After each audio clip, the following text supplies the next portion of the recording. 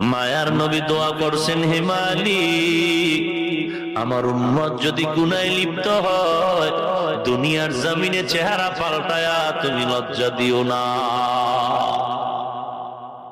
ও হাজী সাহেব,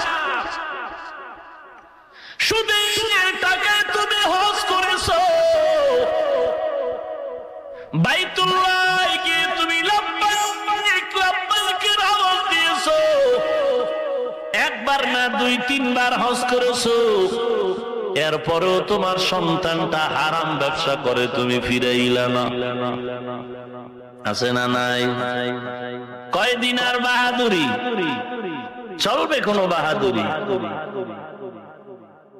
তোমার থেকে বড় বীর বাহাদুর নমরুদ, তোমার থেকে ছোট না বড়?